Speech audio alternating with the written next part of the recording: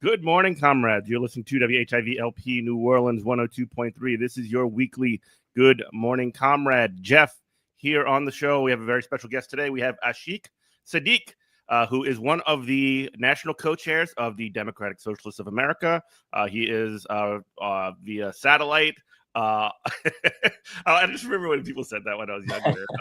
Coming from Delaware. Delaware. Jesus. the other one. Wilmington, North Carolina. I don't know why. I just like Biden myself in the brain. Common mistake. Ashik, what's going on, brother? Great to be here. Thanks for having me. Yeah, and so you are one of the national co-chairs, as I just said, of Democratic Socialists of America. You've also written a couple of articles over the past few months over the sort of like role of DSA, and these are sort of things we're going to be talking about, the role of DSA in this sort of like new sort of very scary landscape. And then also as a sort of a tee up for that, I mean, everybody who's paying any kind of attention to any kind of national politics can just see that right now the right wing, who has seized control of both houses of the Congress and presidency with very slim margins in both houses of Congress, by the way, historically slim, but they're just able to do whatever they want. And the Democrats at this case have essentially just abdicated any and all opposition responsibilities and have decided that, like, hey, they can just do anything that we want, which is wild, because I remember when Joe Biden was the president not that long ago, and anytime anybody ever went up to him about anything and said we need student loans forgiven for something like that, he just would like turn up his hands and be like, I don't know, I can't do nothing, I'm just a small bean president. So I guess like that's sort of like a long wind up to sort of like set up where this conversation is going to go. But I don't know, do you want to sort of just kind of kick a little bit of that off? Yeah, sure. So, I mean, this is now not even the second month of Trump being in office for the second time. And a few weeks after the inauguration, we're seeing already just really like a lot of alarming things happening very quickly. Just this week, there's really direct frontal attacks happening on the federal government, on federal workers. Elon Musk is clearly just running whole parts of the government. Trump is, making some moves, like he wants to run the Kennedy Center to do like arts management or whatever, while clearly handing over, major functions of the government to people who have no business being there. Like nobody elected Elon Musk. Just all these corporate handouts are happening to dismantle what the government should be doing way more of for the people. Like all these like meager things that have been built up for decades that still do help support millions of people across the country are just being attacked very directly. So this is really bad. And we're seeing very little resistance from Democrats. There's just a lot of, throwing their hands up and saying, there's only so much we can do. We've just got to follow the processes or whatever. The implication is like, we'll come back to vote again in 2 years or 4 years. And this is just like, so like even weaker than what we've heard for many decades from Democrats, where at least there was some semblance of resistance whenever Republicans have been in government. So now it's even more pathetic, and it just underlines the reasons why we're here in the first place, like why Democrats lost so astoundingly in November. Like Donald Trump didn't increase his vote share by that much, like a couple of million, but Kamala Harris got millions less than Biden had in 2020. And this is really the substance of like what I published in this article in Newsweek that came out earlier this week. There's a lot of blame going around from Democratic pundits and consultants, like people who have no business like having these jobs at this point. Like they've lost elections They're repeatedly. paid to lose. They're paid and proven Totally. losers. Yeah, it's just it's so ridiculous. Like they're so demonstrably out of touch with many millions of people who used to be part of the reliable Democratic voting base. And the bottom is just falling out of what the base has been for the Democratic Party. Like that's the biggest theme of the past year and really for decades, like working class de-alignment from the Democratic Party. Just there are millions of people in this country, increasingly like racial, like all these demographics that Democrats have taken for granted, like people of color, like Black, Latino immigrants, like many people are just fed up. They don't see anything.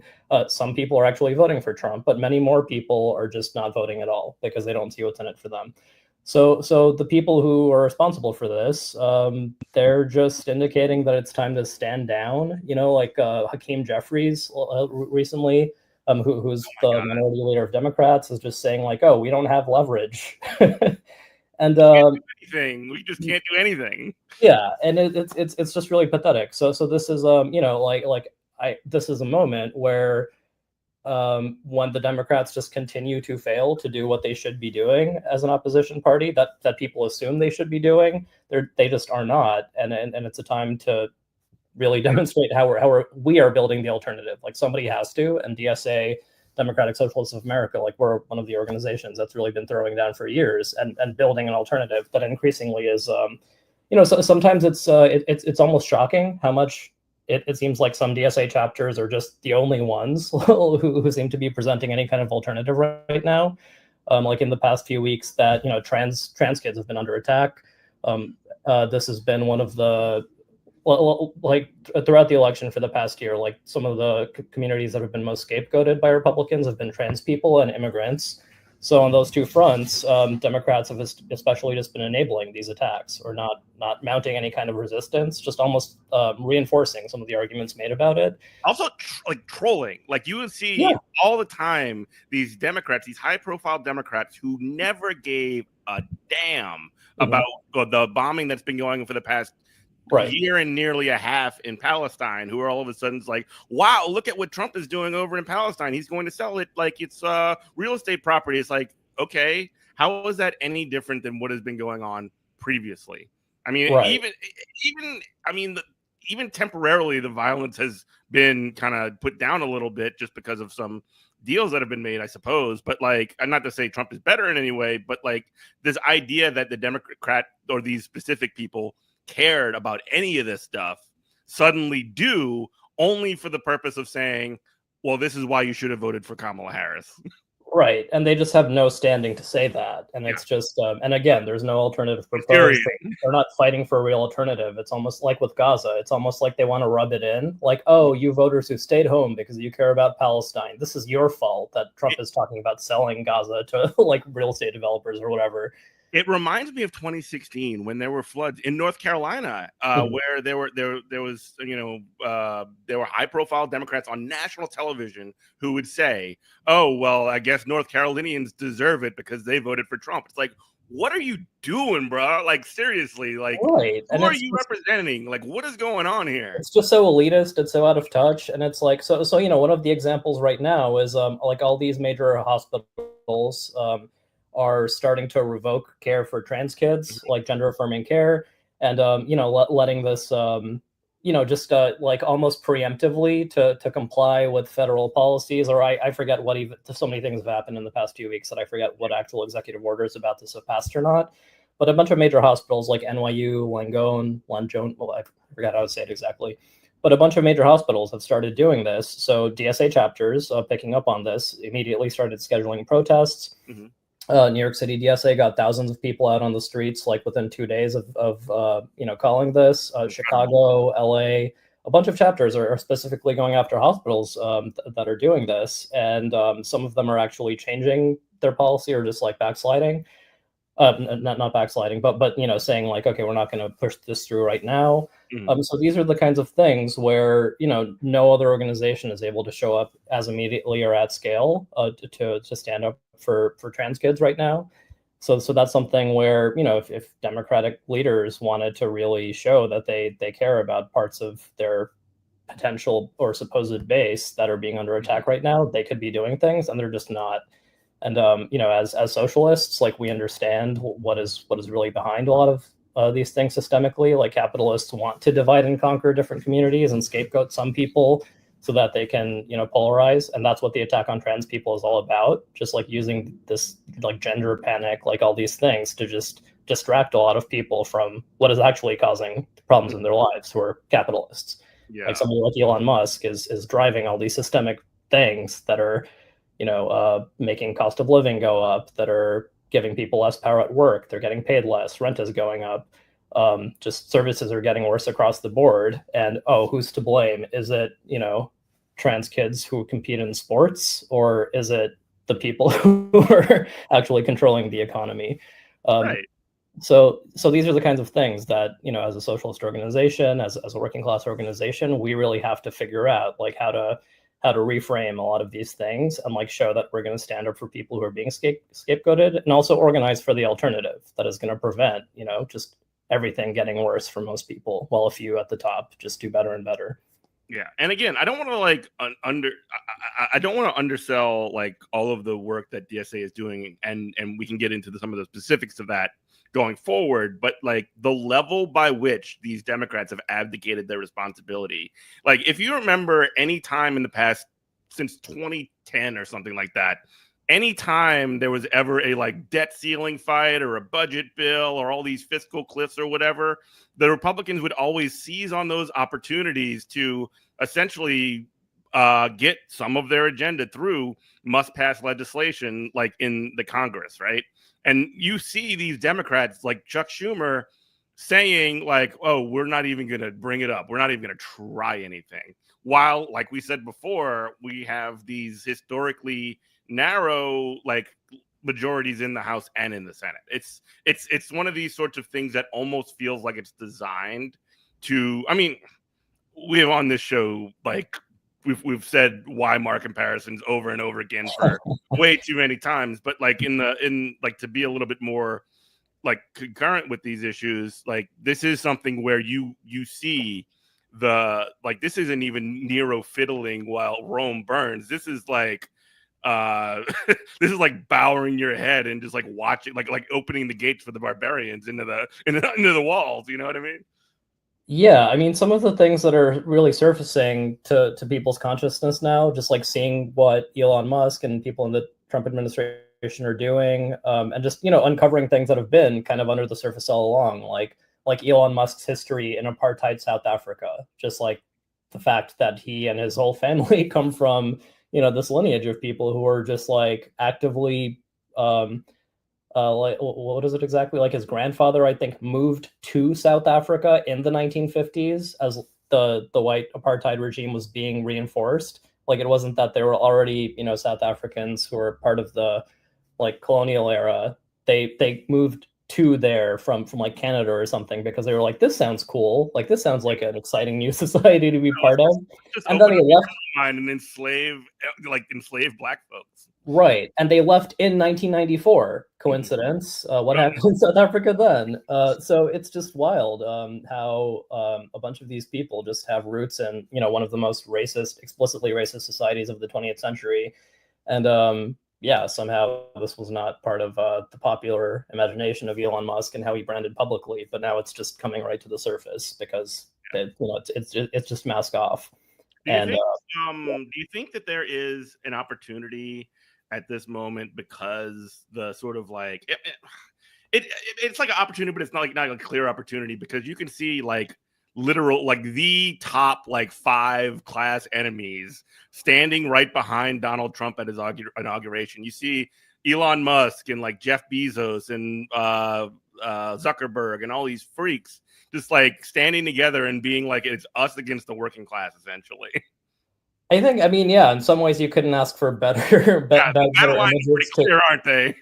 Yeah, to show people. I mean, it's just clearer than ever. Like when Democrats have been in power, sometimes there's this mask of okay, we're gonna use certain kinds of symbols or language, or get Mark Cuban to go like be the nice billionaire.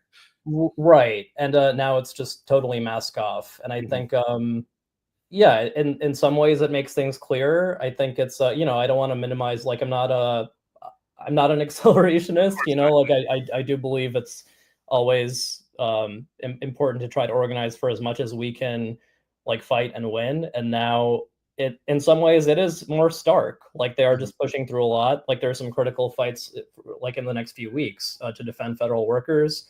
I'm hearing people compare it to the PATCO, like what Reagan did in the 1980s. So I think there are things that we just have to organize for and fight and see what's possible. That people talk about things being canaries in the coal mine for like what can indicate how what terrain we're organizing on. So I think we shouldn't at all minimize this or just assume like, oh, things can get worse and then people will rise up. No, that's like I've seen or learned about enough examples of that not being the case. Like, people do just have a lot of capacity to tolerate horrible conditions. And I think it's always, we can never be passive or complacent. It's always on us, as socialists, as people trying to build organization, to organize for as much as we can, keep building our power and our institutional capacity to do things. And those are things that are under attack right now. Like, there are things that like right out the gate before they even got elected, things were coming up, like this nonprofit killer bill to target organizations that have tax exempt nonprofit status. So an organization like DSA, for example, like, we are technically a nonprofit organization. We have our own resources and things. These are things that are under attack. And I think in plenty of ways, DSA could potentially be more resilient to it. Like, we're based on membership dues. Like, that means, people who just pay dues to DSA help make up our resource base. So we don't get big grants. We're not beholden to individual rich people like a lot of nonprofits are. We don't get government funding. So a lot of nonprofit orgs, for example, like advocacy groups, get government funding, and that's being stripped away. So that's a problem for a lot of issue-based organizing groups. In some ways, DSA could be more resilient to that, but this is just something that they're very systematically using to go after people that they think are political threats, like people who organize for Palestine. These are organizations that are directly in their sight lines. So I think we can't concede any ground, but we have to be able to organize in ways that figure out how to defend what we have and then go on the offense and figure out where they're vulnerable.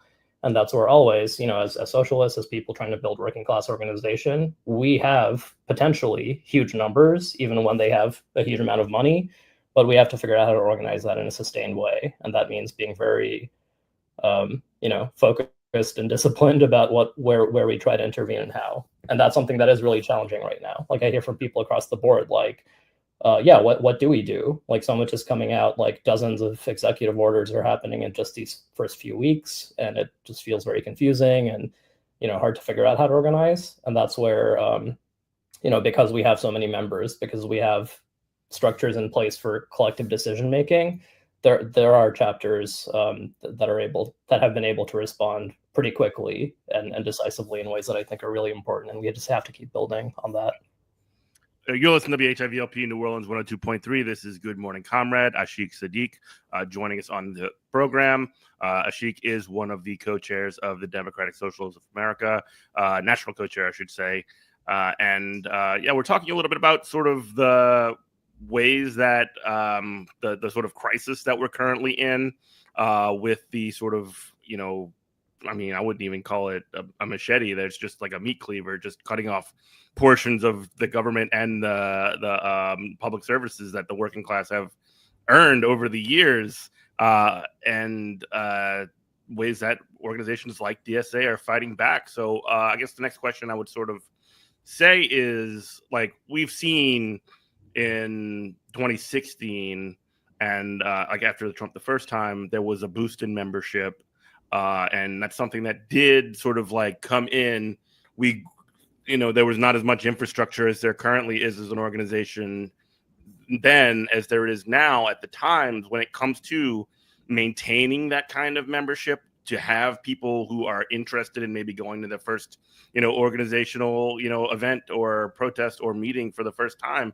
How do you as you know, I'm not asking you like it's a $64 question, but how do we as an organization, not as DSA as an organization, I'm a member myself, how do we as an organization sort of systematize that way to sort of keep as many folks involved and continue to grow while these crises are happening, because those things are sapping capacity as well and putting people in really, really terrible situations? Yeah, that's a great big question. And I've been thinking how a do you lot. do organizing, Ashik? How do you do it? How do you organize the whole working class in the middle of a crisis? Yeah, well, I've been thinking a lot for the past year, like even before the election results were called, about what, in thinking about what a next Trump administration could be like, I was thinking a lot about what the first one was like. I myself joined DSA in early 2017. Like, I was living in Washington, D.C. at the time, and I had supported Bernie Sanders in 2016. So after that, during the general election, after Trump won, it was shocking to a lot of people, but I wasn't really surprised, because a big motivating factor of a lot of people who supported Bernie in 2016 was just the confidence that, what he represented was the best way to defeat what Trump represented. Totally. Just a mass movement of millions of people for very clear, transformative changes to working class people's lives that could just raise expectations about what's possible from government.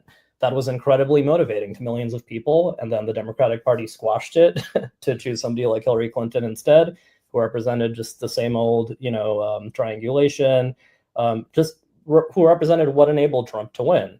So when that happened, I was in Washington, D.C. and just thinking like, okay, well, I guess I'm a socialist now because I supported Bernie. What does that mean? What do I do?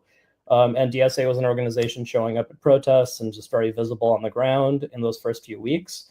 So I joined, and that very quickly became my organizing home. Like, it felt like, something that was really building forward from what Bernie's campaign represented. And then, through those years from 2017 to 2020, there were just all these movement moments, like Black Lives Matter, like what else was happening? There was a women's march like right off the bat in January 2017. I remember for the first 6 months of 2017, every weekend there was another huge march on DC or rally that had tens of thousands of people. The Muslim ban, remember the Muslim ban? How yeah, absolutely. Right. There are all these huge moments that got, many thousands, millions of people out on the streets, like protesting and just, who were just fed up and like realized that institutionally nothing was going to change unless many people were willing to demonstrate somehow.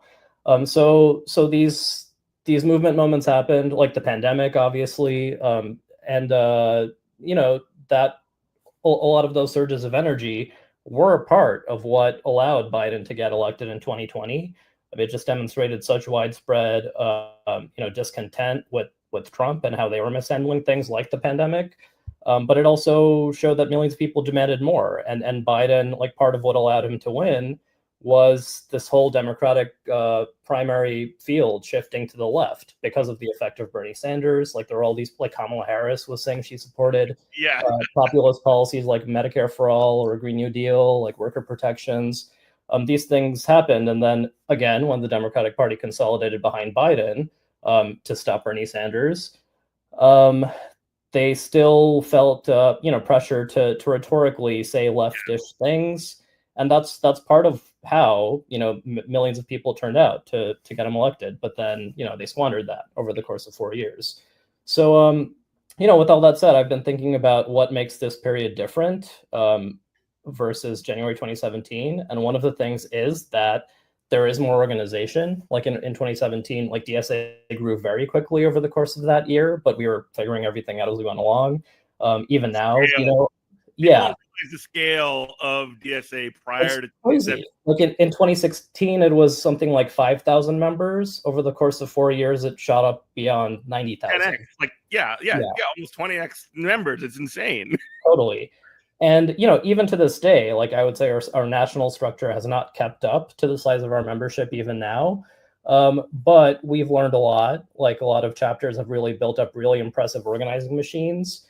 We've gotten like hundreds of people elected as open socialists across the country. Our labor organizing is developed by leaps and bounds to help strengthen the labor movement. There are just all these things that we're capable of now that we weren't 8 years ago. So, a few weeks ago at the inauguration protests, there was a lot of reporting like, oh, the protests are smaller than they were in 2017. And that's true. But I think many thousands of people still showed up across the country. And I think the people who showed up have fewer illusions than they did 8 years ago, like after Democrats have fully squandered the chance to demonstrate a real alternative for working class people. Like what I saw, like I was at the protests in DC that weekend last month. And like for one thing, DSA was a much bigger presence, like very visibly. Like there were hundreds of us there. We were handing out literature. Like there were people with the pink pussy hats, like taking signs that we had that said "Socialism beats fascism," and there was just a much more widespread sense that okay, we need to organize. We can't just like show up and expect people to hear the truth and then vote differently in 2 years, which I think was the case in 2017. Like I remember week after week being at those big rallies in 2017, and almost all of them ended with, and then turn out to vote, in 4 years or in 2 years. And that's part of what helped, kind of radicalize a lot of us in DSA. We were just like, all right, we know that's not enough. It didn't work this time. We need to organize in very concrete ways and figure out what that means. So I think now what I'm hearing from DSA chapters across the country is that we're having another big membership bump. People are joining DSA because they want to know what to do. They want to do something. And DSA is an organization that is, pretty well able to plug people into stuff now. Like you can, in most major cities in this country at this point, or even smaller to mid-sized towns, you can show up to a DSA meeting and, or an intro to DSA meeting and just hear about like, okay, these are a few organizing campaigns. These are things that we're doing like in this community where you can, you can understand like what the goals are. Like we're organizing around, whatever it is for like migrant rights, for trans rights, for public power, for, just different things. We're organizing to build up the labor movement locally by supporting these workers in these workplaces. We're trying to get somebody elected based on this platform that you can very clearly understand and you can reasonably trust more than you could with, some random Democrat, like when they're running for this set of things. Like we can count on them to actually fight for it because we as an organization are going to hold them accountable and we're the reason that they're able to do this. So there are all these exciting campaigns, like the highest profile one right now probably is Zoran Mamdani running for mayor of New York City against Eric Adams, who's just like comically corrupt. Like absolutely like held at gunpoint at this point by the Trump administration. And also like you see somebody like Zoran, he's getting like actual momentum. And I got to tell you, the campaign has been pretty genius in how they've been out there and how they've been showing they've been in the community and listening to people. Yeah, and these are the things that give me hope, that I think give a lot of DSA members hope right now. Like we see what Trump is doing, just these very like tyrannical moves, these like naked power grabs that are rightfully causing so much outrage. That just looking at that alone is really depressing and demoralizing because they're just doing it, and like nobody who we would think has any power to stop it is doing that.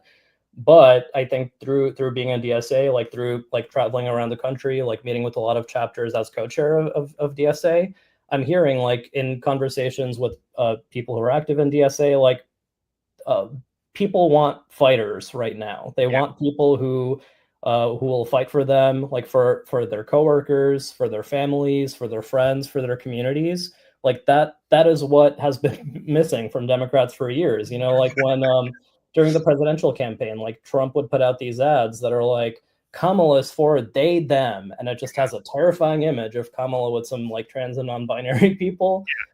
And Democrats, what do they do as an alternative? She's just like, oh, well, I'm just going to follow the law regarding trans people. But like, no, like talk about how, everybody belongs in our society. Just have some inclusive message, like something, like actually. You can't even do the liberal stuff anymore. Right. And that's what, like, historically, in the past few decades, liberals have at least, talked about minority rights, like, human rights, whatever, but they can't even do that. So I think that's why, like right now, DSA has so many trans members because, like, first of all, a lot of trans people who are working class people realize, like, what's the biggest threat to my livelihood? It's not necessarily that, I just want respect and like representation in media. It's like, no, I'm discriminated against at work, or in housing, or like my access to healthcare. And that sucks. That's terrible. And what are the actual solutions to that? They're universal things, like actually having socialized housing, and not just like my rent prices going up so that I'm more beholden to whatever terrible landlord might treat me some kind of way, or like my access to healthcare depending on my current job situation, or my parents who might not approve of my lifestyle. It's like actually universal healthcare, Medicare for all is what would help me in that situation. So just all these things. Infrastructure, for example, public infrastructure is on my mind because Totally. we just lost power for 12 hours yesterday. Yeah. So I think a lot of people of marginalized identities, like working class people, realize that the solutions to their biggest problems are things that help all working class people. Yes. And I think that's why a lot of people are drawn to DSA right now. And like for example, just talking about trans rights again. One of the something I heard from, I think, a Starbucks organizer in the South who was talking about one of the biggest trans rights organizations right now in the U.S. is the Starbucks Workers Union. Yes. Because there are so many queer and trans members who are workers, like fighting for their rights together, and like part of what they're fighting for is just basic dignity at work. So that also counters the perspective sometimes of like workers, like people in labor unions in this country being like burly white men in factories, like the white working class, whatever. It's like, no, actually the working class is all kinds of people. And like some of these people who have like pink hair and piercings or whatever and like are gender non-conforming are also workers. And their rights are very intertwined with all workers. So I think as socialists, we're able to bring a lot of these things together and just understand how all of our struggles are interconnected. And that's just part of that's an example of how why DSA is growing right now, because our members are we're not single issue people. We understand that all of these things are connected to the working class coming together as a force and building our power together to transform our entire society so that it runs for the many and not just a few people who profit from dividing people and keeping people divided. You are listening to WHIVLP New Orleans 102.3. This is Good Morning Comrade. Jeff and Ashik Sadiq talking about basically the fight back to Trump and DSA and sort of things in that realm. I'm glad you brought up the Starbucks campaign and specifically how it's sort of like changing the image of unions in the country. I mean, like anybody who's had any amount of time, like actually working with like union members, like they run a very similar gamut. There might be more of these sort of like outwardly like queer, non-binary, blue-haired, whatever's in there. But if you don't know somebody who's like queer in the trades in your city or whatever, it's like, have you really gone to a meeting? Like seriously, like this is something that definitely does exist. It's just like one of those sorts of things that like it's actually potentially changing that image, I guess you could say, publicly. Yeah, I think that's right. And I think that's another big difference from 8 years ago. Like I remember when I first joined DSA in the first year or two, there was a lot of anxiety around using pronouns, like having introductions at meetings and normalizing the use of your pronouns. There was initially, discomfort around that, just like, oh, is this just like a culture war thing, or are we alienating normal people, like normal workers? And then, over time, it just, people got used to it, first of all, and also, on various sides, like both, people who were actually uncomfortable with it, kind of just through enough conversations, it was like, look, this is just a basic respect thing. It's not such a huge deal. But then also on the other end, I would say like the kind of, like there's been a lot of identity discourse over the years, and, like a trend that I would call maybe like identity essentialist. Well, just like really emphasizing identity as a primary factor in your experience of the world. I think that also kind of accommodated a bit to understand like, okay, yeah, there are people who are just kind of used to existing and talking in certain ways, and like maybe we can grant a little bit of grace, but also just collectively affirm the norms that we think are most inclusive and like helps us build the kind of collective organization we need. So that's where like there were enough conversations that I remember from initially there were people who, like if somebody, once or twice or three times would get the pronouns wrong or something, just like initially being, very harsh on that person. But then also just through the kind of collective normalization, just being like, okay, look, you can forgive somebody like once or twice or three times, but like just keep gently reaffirming, like setting norms that way. Also, when somebody's doing it as a purpose and it's like a dig too, like sometimes you can be like do honest mistakes or whatever, and sometimes you can be an a-hole about it, and you have to have some kind of like discretion in determining what the difference is. Totally. So yeah, like all that to say, I just remember like there being like a ton of anxiety, like in my chapter in DC, like for a while, but then eventually it was, like I remember somebody who in the beginning was like a little bit, hostile or like resisted using the part of the culture. It becomes a part of the culture. And then years later, like that same person I've seen like be, one of the biggest defenders. Yeah, exactly. When people are being disrespectful. So all that to say, like, part of collective organization is helping people work through these issues over time and like not treating anybody as disposable. And that's something that, just to get into a whole other realm of like what feels different now, I think there is a growing sense across DSA and the broader left that sometimes the way, like when the stakes are so high against like the people in power now want to destroy all of us and everything we stand for. So maybe that means being a little bit more forgiving about some of the kind of like internal left conflicts that can have been pretty intense sometimes and like can be very intense because, we all want to change the world and sometimes we have divergent ideas about how to do that, and those conflicts, those debates can play out in ways that can be important to resolve. But especially in this period, I'm just hearing from a lot of people that okay, maybe some of these things that we've been fighting about for the past few years, we can kind of put more on the back burner or even consider them resolved in some ways because of what our collective enemy is doing. Or simply work through them in more constructive ways. Yeah, exactly. And I think just the desire for the left not just to be like a subculture, like we're not just here to make friends and hang out and like talk about Marx sometimes. Although I'm a big proponent of political education, like it was definitely very important for me to like read a lot of the texts and talk about them with people.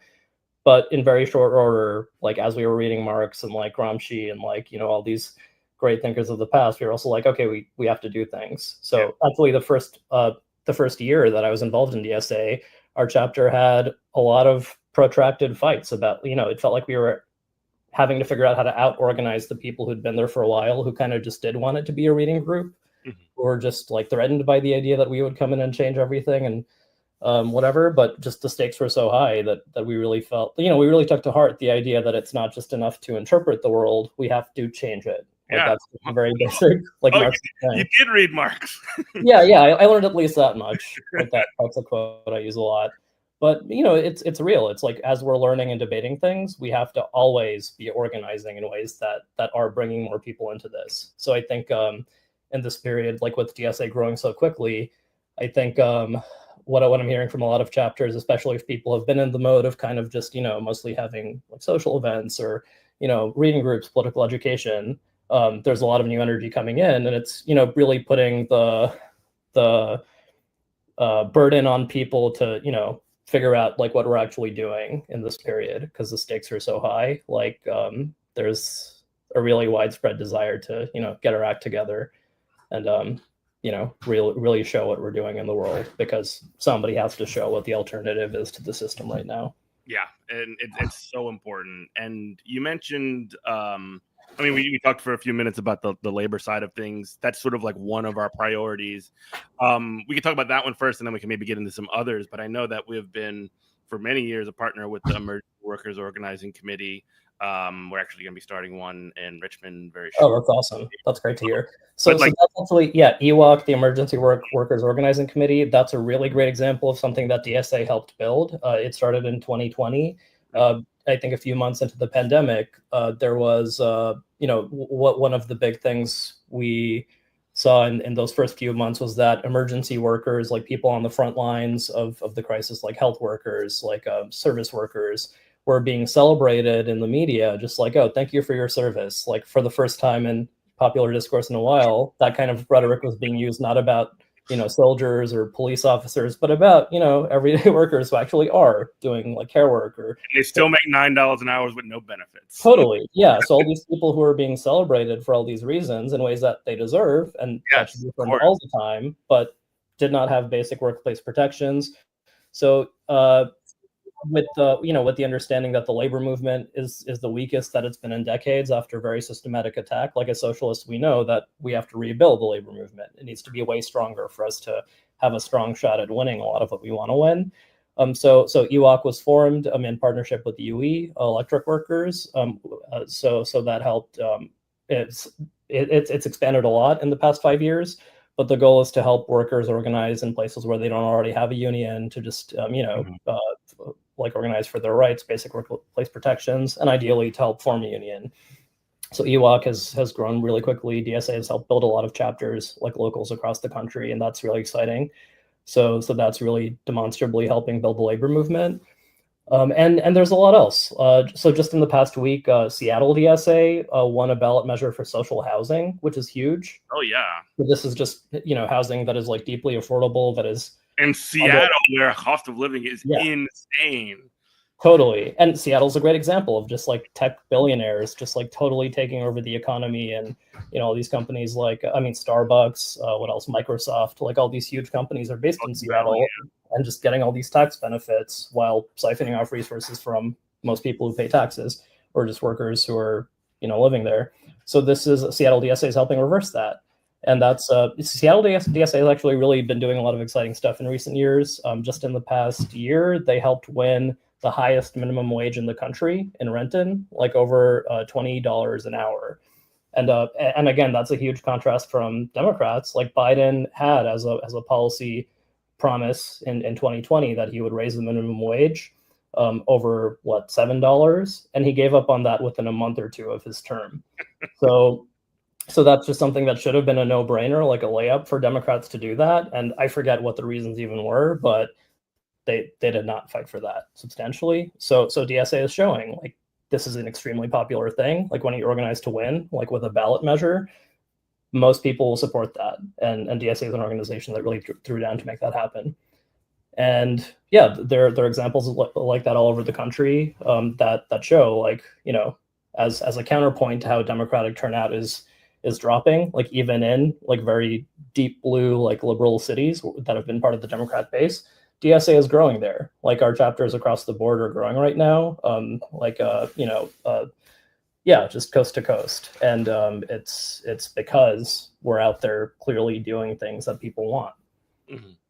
Yeah. And again, I sort of see these connections kind of all of these issues that we have. I mean, we have as priorities in DSA, eco-socialism, we have labor, and we also have sort of the political, the electoral, I guess, and the governance side of things.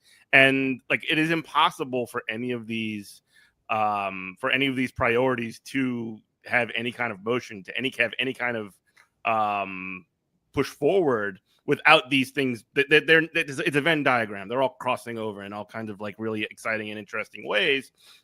Specifically on the electoral front, I mean, unfortunately, the organization has been sort of like, I want to say, fortunately, we've had a lot of success when it comes to running elections and getting victories. But unfortunately, there has been sort of like some high profile sort of like internal battles around some of these figures that DSA has gotten elected.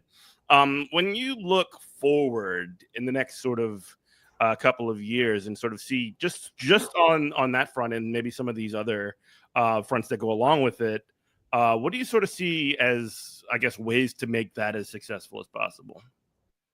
Yeah, I would say so. In the first years of DSA's growth, like from 2017 to 2020, that's when we were all just figuring it out as we went along. Like I think there were a lot of like our engagement with electoral campaigns, for example, was broadly, I would say, part of a progressive, like broader left upsurge. So when we engaged in electoral campaigns, for the most part, it was kind of just like, all right, this person has a good platform. Like we support this. They supported Bernie, in 2016 or 2020. So that's always a good sign. We'll go for it. But I think through doing those campaigns, I think that was really important. Like that period was really critical for developing a lot of the skills in DSA, like our field efforts, like in a lot of our chapters. Through engaging in those campaigns, we showed what the power is of our ground game as DSA, like across the board. Like when DSA chapters threw down or the national organization threw down for campaigns, that added a huge amount of field capacity to campaigns. And through doing that, I think it built up a lot of chapters' confidence to do more and more on their own. And our national organization has, in fits and starts, gotten better at supporting what it means to run DSA electoral campaigns. And I think right now, like at this point, like 8 years later, since DSA has, grown so much, we have a lot of really good examples of what it looks like to build an independent electoral machine. Like New York City DSA is able to run somebody like Zoran Mamdani for mayor on these huge, like ambitious, like full-throated transformative demands because of, years of experience building up a block in state government in the New York Assembly and Senate. There's now, I think they just elected their 9th person to state government, and they're able to operate as a block of socialists in office, like we call it our SIO, socialists in office. So they're able to operate as a block to advance demands as DSA, like in partnership with the New York City DSA chapter or New York State chapters. They're advancing an agenda collectively, like not just as a group of individuals who, were trusting to do nice things for us, but it's really a meaningful partnership. And that's why they've been able to fight for and win things like the Build Public Renewables Act, which is the biggest, there's been all this talk of a Green New Deal for years at the national level, and that has totally stalled out at this point. Like we should have no illusions about that right now. But at the local level, we're able to win and actually fight for things independently as DSA. Like this is an effort to build out renewable energy using the public sector, like with labor unions. And historically, there's been a huge divide between the environmental movement and the labor movement, and DSA is helping bridge that gap now to have green demands be driven by unions. So that's, models like that, like winning those at the local level, like there's no permanent win or loss, like when we win things, we have to keep defending and advancing on those fights. But that's what we're doing. Every time we win something, we learn lessons about how to defend that and do it even better. When we lose, we're able to absorb those lessons about what we do better. And now our electoral program all over the country is helping win people who are stronger and stronger at advancing our working class socialist demands because we're stronger and better about it. Like Richmond DSA in Virginia, I was there a few weeks ago, just elected Kenya Gibson to city council. I love Kenya. Which is awesome. And, other examples like in Atlanta, in Georgia, when, as a contrast with Senator Raphael Warnock, who was elected to a lot of fanfare a few years ago, he just voted to pass this like horrible immigration restriction bill, which is a huge affront to civil rights. He talks about the legacy of Martin Luther King Jr. He has roots in MLK's parish, but and somebody who DSA put in no small amount of effort to get elected. You know what I mean? And as a contrast to that, he's not a socialist. Like he doesn't have like an organization like DSA as part of his base. Atlanta DSA helped replace an incumbent Democrat with a Stop Cop City organizer, Gabriel Sanchez, who fully came up through DSA, who was a leader in Atlanta DSA and is now the first socialist in Georgia state government, I think. So that's a huge difference. And that's in a district that used to be like Newt Gingrich's base, who helped fully reorganize Republicans to the right in the 1990s. So that's actually a great, kind of bookend. Like in my Newsweek article, I talk about how Democrats have been doing the centrist triangulation for decades, like really like the high period of that was Bill Clinton in the 90s, just like really fully leaning into neoliberalism. And that's when Republicans started taking back the government. Like Democrats lost their congressional majority that they had for 40 years in the 90s. And Newt Gingrich was somebody who represented that. So now, like decades later, like DSA is helping shift that in a different direction, hopefully. But yeah, so Gabriel Sanchez is a great example of that. Like Atlanta DSA fully helped elect him using lessons learned from other DSA chapters that elected their, DSA cadre to office. There are other examples of this. Shout out to Gabby Bureau on school board in New Orleans. Shout out to Devontae Lewis, the public service commissioner in Louisiana. There's so many great examples. Yeah, in Louisville, Kentucky, JP Leninger is now on the city council as a DSA member who's fully independent. So just it in the past, like I remember before 2020, say, like I would hear from a lot of people across DSA, like, oh well, it's nice that New York City's doing this, or San Francisco or LA, but those are big liberal coastal cities. Like we could never do it here in the Midwest or in the South or whatever. But we're just proving that wrong. Like we're doing it increasingly everywhere. And it's a model that works. It's working better and better, and we just have so many examples that show that we are the ones who are ready to fight. Yeah. And that's it's ridiculous to say. Like basically the main thrust of this article I put out is that responding to criticisms that the resistance against Trump the first time went too far, and now we just need to kind of stand down or calm down and just be more polite or something, somehow like fight less hard. But you need to be more polite to Donald Trump, who is the rudest dude ever. Yeah, it's ridiculous. So they're criticizing the resistance, but I call them the desistants because they're desisting. They're just believing that they're saying that somehow Trump won because the left went too far and pushed Democrats too far left. But it's the opposite. It's Democrats did not listen to their base enough. Yeah, they say that every time.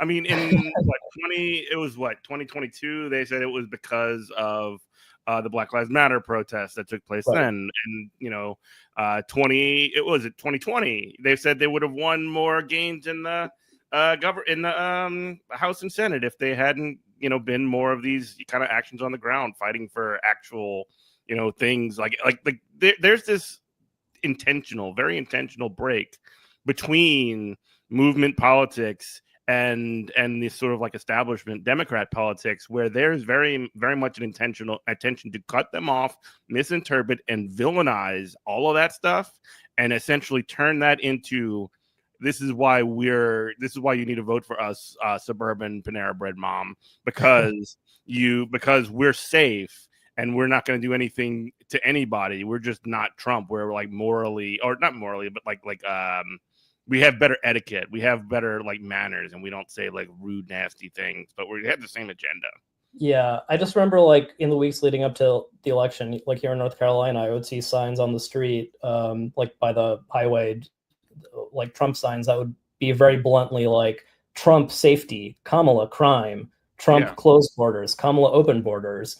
And I was like, all right, I hate this, but it's very succinct. It's tapping into like the lizard brain, right-wing values. And what's on the other side? I would see Harris Wall signs that just say, vote for decency. Yeah. It's just like, I'm sorry, decency is not like a deep value that I hold personally. I would, I don't care about that. I want to see that people are fighting for what I deeply care about and is part of my, feelings of like safety or, just like there's a different set of values that I think are positive values that the left can advance. But Democrats just don't do that. And somebody needs to be doing that if we're going to reorganize against the rise of fascism in this country and the world. And those are the exact same kind of like weapons that they use against like the left, like against Bernie Sanders, the Bernie bro thing. Remember that? Like, oh, you can't sure, I would love Medicare for all, but he's just so loud. You know what I mean? Right. And it's not even like Bernie wasn't even especially rude or anything, but it's like if he was, I would be like, okay, good. At least he's fighting for something. So I guess sort of as we wind down for the last couple of minutes, when it comes to the sort of like, I don't know, there is this sort of like very, and I know everybody hates predictions or whatever, but if you could see like what an actual sort of replacement for this like establishment Democrat politics, and you don't need to be that specific, but like what a replacement for these sort of like Democrat establishment politics, how it becomes displaced, and what is the form or what is a potential form that could be taken to replace it. Because I mean, everybody talks about they want a workers' party and things like that. That's fine. That's great. We have a system that is very, very entrenched. What do you sort of like see as potential like ways through that? I guess just sort of like thinking outside the box a little bit. Yeah, no, that's still like $1 million question. I think now. How do you solve all of politics? Ashik? I need to answer that right now in 5 minutes. Somebody who was really formative, like for me as an organizer and for DSA in the past 8 years, has been the great labor organizer Jane McAlevey, who she wrote this book called No Shortcuts. R.I.P. Who passed away last year, but who laid out how to apply a lot of principles that she learned from labor organizing through the 90s and 2000s, and just laying out ways that people can use that, like not just in their workplaces, but in other types of organizing. Like I know in climate organizing that I did and helping build up like DSA's eco-socialist organizing, we took a lot of these lessons to heart that she had about how, there are so many lessons that people should check out. Like just Google No Shortcuts, like look up the Organizing for Power series that Jane McAlevey helped develop. There are just all these things like, okay, people have to organize for win or lose conditions. You have to get very rigorous about, how, like what specific goals you're organizing for and how you organize people into it, and get just really, like count people on lists. Don't just take anything for granted about putting your message out. You have to like get a certain number of people that you will need to win the specific thing, whether it's in an electoral election or a legislative policy for a ballot measure or something, or city council votes that you need for something, or in your labor union, like how many people do you need in your workplace to sign a union card or to sign off on something? If you're a tenant organizer, like how many people will it take to win something against your landlord? Just getting really specific about how we build our power. These are just things that have been formative to what DSA across the board has accomplished in many chapters across the country. We're doing these things. We're getting a lot of people elected. We're getting better and better about how we work with them to, actually push things in office that are going to fight for and win things that we need. It's not just enough to trust that once they're in office, they're going to do the right thing, but we have to keep organizing in ways that back them up when they stand their ground. And we just have to keep doing more and more of that in labor unions. Like United Auto Workers is the best and biggest example in recent years of rank and file workers in the union helped reform it internally. They got Sean Fain elected as a leader of the union. And then because there was new leadership, they were able to fight and be much more militant, much more assertive about what workers wanted. And they helped win these huge contracts. Biggest contract to the big three ever. Struck all big three at the same time. That is insane. Totally. That was huge. And that also gave them the confidence and ability to say, like, oh, we're now going to come out for Palestine. We're going to be one of the biggest unions in decades to come out for an anti-militarist, like internationalist demand. They helped organize, 7 major unions to come out for an arms embargo against Israel. And that's a huge development that DSA members helped make happen. Like in those unions, there have been DSA members who've been helping internally work as rank and file members or as staff organizers. And that is what has helped shift the labor movement to get more bold and ambitious and, stand in solidarity with people around the world outside of their own workplaces. So these are things that DSA members have been helping to do over the past few years, and we just have to intensify that. We have to get even stronger about that. So I would say our electoral work and our labor organizing work are just critical, pillars of everything else that we've been able to do, like what we've been able to push for on Palestine or internationalism or, for against the climate crisis or for housing. Like these are really especially possible or more powerful because we're building up these forms of institutional power against the establishment and the labor movement or electorally or otherwise. Like we're functioning more and more like an independent party because of these capacities. So, like I don't know if we'll get to fully break from the Democratic Party in the next 4 years or 8 years or what, or if we can run for someone for president like Bernie Sanders did in 2028. I don't have the answers to that now, but I just know that the ways that we're building already is what is going to make anything possible in the future. And we just have to double down on that and get even better. And we're doing it better than anyone else is. Yeah. Well, Ashik, where can people find you and where can people find more information about DSA? Sure. Well, you can find me on all the big social media platforms at Ashik, AHSHEEK. Look up DSA, dsausa.org to see what we're doing. You can look up a chapter near you and figure out how to plug in. There are all sorts of ways to organize. And I would I can plug my latest article. Just Google my name and Newsweek, I guess. I'll put it in the podcast show notes. Yeah, the anti-Trump resistance didn't go too far. It didn't go far enough. There you go. Well, thank you so much, Ashik. Really appreciate you. Welcome back anytime. You are listening to WHIV-LP New Orleans. This is Good Morning Comrade. We love you. Bye-bye. All right, take care. Thank you. Hold up on